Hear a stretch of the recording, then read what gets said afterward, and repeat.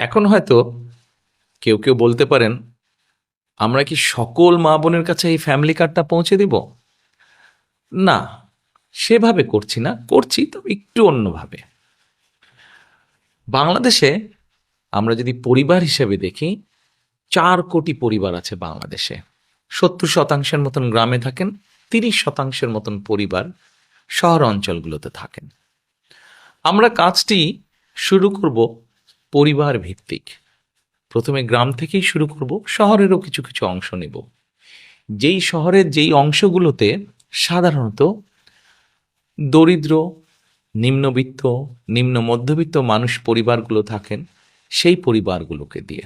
এখন আসেন আপনাদেরকে বলি কাদেরকে দেব।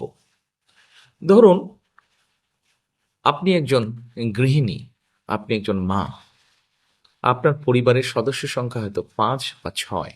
আপনি যদি মা বা গৃহিণী হয়ে থাকেন, তখন আপনার কাছে আমরা পৌঁছবো এবং পৌঁছে আপনার কাছে এইরকম একটি ফ্যামিলি কার্ড নামে একটি কার্ড নাম থাকবে। এই কার্ডটির মধ্যে একটি নাম্বার থাকবে, এই কার্ডটির মধ্যে মেয়াদ থাকবে এবং এই কার্ডটির মধ্যে স্ক্যানিং স্ক্যানিং করার মতন একটা দাগ থাকবে অনেকগুলো। এখন আপনি হয়তো জিজ্ঞেস করতে পারেন যে এই যে 4 কোটি পরিবার বললাম, একবারে সব 4 কোটি পরিবারকে দেব? 4 কোটি পরিবারকে হয়তো আমরা একবারে সব দিতে পারবো না। আমরা ধীরে ধীরে পরিবারগুলোর কাছে যাব, তবে আমাদের চেষ্টা থাকবে সকল পরিবারের কাছে পৌঁছানোর। এখন আসেন, এই ফ্যামিলি কার্ড তো দিলাম, কিন্তু লাভটা কি হলো তাহলে আপনার?